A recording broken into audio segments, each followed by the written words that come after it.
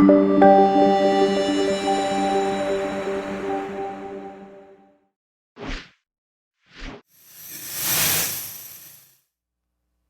right, we'll move right along with Mr. Josh Sloat. Bookoo.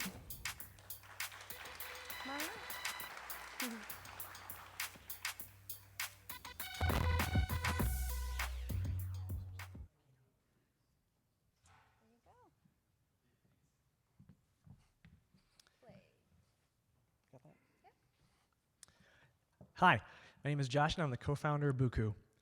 No one cares about your financial well-being like you do, yet many of us are barely in the passenger seat when it comes to controlling our retirement destinies. Why is this? Our relationship status with investing, well, it's complicated. The assumed baseline of knowledge is too high, creating an overwhelming barrier of entry. The tools are too complex, looking like they crawl out of the cockpit of a Cold War-era fighter plane. And as busy professionals, we simply don't have the time to log in and manage a half dozen different investment accounts. I don't iron, by the way. 6 different accounts? Yep. We have 401s with current and past employers, post-tax IRA, maybe you directly own stocks, ETFs, or crypto. You might double the complexity if you have a spouse with a similar situation. It's impossible to reason across our entire portfolio when it comes to things like performance, diversification, risk, expenses, and what this all means relative to our retirement goals. What does your picture look like when you put it together? How could you possibly know? How can you afford not to know? Bookoo is a financial wellness platform that simplifies personal investing. It is our core belief that if people had access to better tools and information, that they would be far more engaged in their financial well-being. And Bookoo is all about the journey from overwhelming complexity to financial well-being. We link and sync your fragmented accounts into a unified portfolio, giving 30,000-foot clarity through portfolio-wide visualizations that are easy to understand. Then taking what we know about you and your portfolio, we're able to offer up optimizations around things like performance, diversification, risk, and expenses. Then using our AI-backed discovery tools, we can help you find new investments that are uniquely tailored to you and your portfolio. And of course, this is all secure, private, ubiquitous, and with your best interest as our first principles. Just a glimpse of what this looks like in our early wireframes. No other product on the market unifies visualization, optimization, and discovery into a single personalized tool set. It's not that our would-be competitors couldn't cover these gaps, it's that they won't because it would require fundamentally changing their business models. You see, financial services have automated traditional advisement through automated systems, but no one until now has questioned and fundamentally changed the underlying business model. We are not incentivized by fees, commissions, trading volume, or pushing other products. This uniquely differentiates us in the marketplace and allows us to focus exclusively on the user and their financial well-being. This solution is long overdue, but circumstances certainly amplify urgency. America's savings and financial literacy problem is a ticking time bomb. On the other side of the equation, we're on the precipice of the largest generational wealth transfer in recorded history. And the beneficiaries of this windfall, they grew up on the internet, and they have very different expectations for any marketplace. Financial advisement, as we know it today, is wholly incompatible. So we look at our business and growth model into 2 separate phases. We initially have a paid tier who are primed for everything the service has to offer now, offering up substantial sustained revenue via $10 monthly subscriptions. Then we have our friends, family, and colleagues who aren't thinking about this now, but really need to be. So later, we'll expand our circle to include a freemium tier that will be educated and guided through our evolution funnel. This presents a massive opportunity. Just over half the households in the US either directly or indirectly own stock. A third of those do so through multiple accounts. Identifying this as our initial addressable market, at just 1%, we're talking about $25 million in annual subscription revenue. At 20%, it's $500 million, which in SaaS terms would yield a $1 billion valuation. When we expand this to factor in future growth opportunities, the numbers get even more impressive. In terms of funding, if we can find the right fit, we're open to discussing some early seed funding if it can help accelerate our time to market and amp some of our growth strategies. In terms of us, this is a personal pain point. We understand the space. We offer a fresh perspective, and we bring decades of deep expertise across product, tech, design, and growth.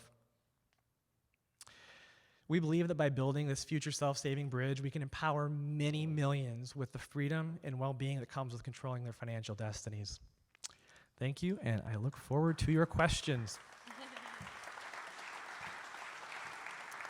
Hey, and I had time to spare. So a couple of notes of transparency. One is we are just getting started, just getting started, and so we are super hungry for any feedback around the idea, around the model, around the messaging. You name it. Come up and talk to. You can ask now. Come up and talk to me after. Got a personal story to share? I would absolutely love it. And I just also want to accept the challenge initiated earlier. Should we win the pitch competition, we will also gladly donate proceeds to a local charity. Questions?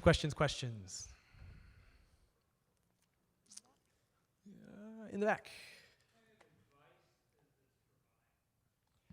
Yeah, that's an interesting word that you use. Initially, we're going to be really careful about not actually calling it advice, just sort of from a regulatory perspective. We're talking about offering up opportunities, right? So if you want to think about a typical user journey, you would start by setting up your various accounts. So maybe you have like a TD and a Vanguard and something with Mercer or something. So you bring all those together. We're going to do a deep dive analysis on your entire portfolio. And so the kinds of things that we're going to look at are first, like how are your various accounts and sub-accounts performing against one another?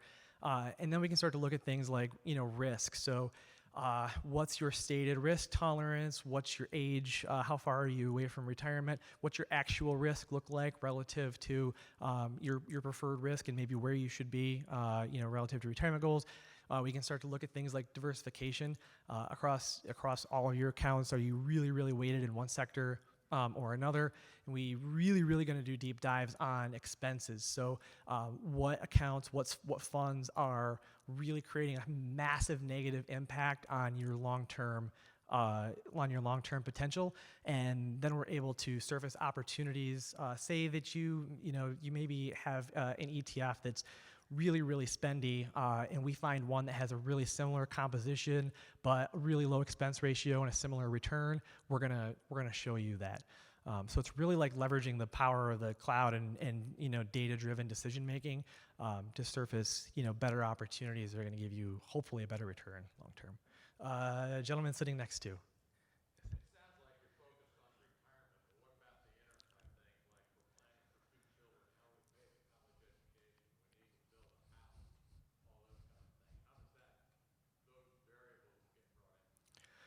Yeah, I mean, I think it's a great question. In terms of controlling scope on something like this, initially it's going to be very focused on the retirement side of things. But as we grow and get a foothold, those are definitely valuable variables to factor in eventually in future stages of the product for sure. Yes.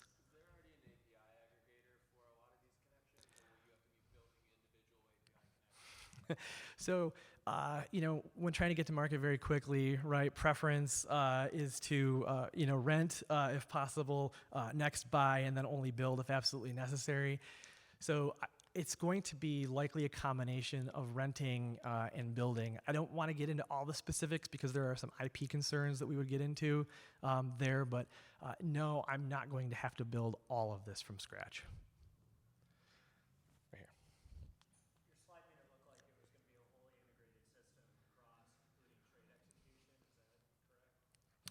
So for sure not in V1, potentially post a version 1. Now the reason for that is twofold. One is that I believe that people have, my theory anyway, I'm going to put this to test is that folks have a lot of accounts that they have investments in, but I don't believe people are actively trading necessarily in a whole lot of accounts. So I don't see as much value an aggregation perspective in terms of trade execution.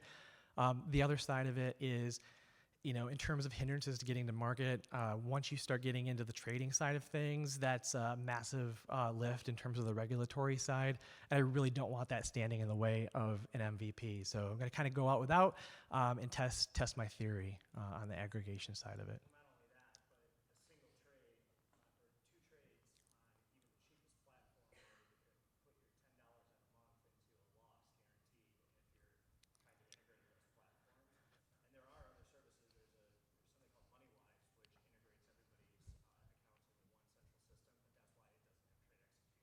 Sure. Yeah, it's great. It's a great point. How am I doing on time? I have 6 seconds left. I'll take one more question right here. Yeah, no, it's a great question. So it's really going to depend. It's going to depend on the phase. So in phase one, where we're going after that, that target user that's sort of primed for the subscription right now, that's finding lookalikes in social, so really highly targeted campaigns. It's SEO floods in the places those folks are reading and seeking financial information, and it's some leverage of influencers, and then once we get a few users into the system, there's a lot of social components to it. So there's some network effect that we can leverage. But I think I'm running out of time. So come up and talk to me afterwards if you're curious about phase 2 and potential phase 3 acquisition strategies. Awesome. Cool. Great. Thank you. Thank you all very much.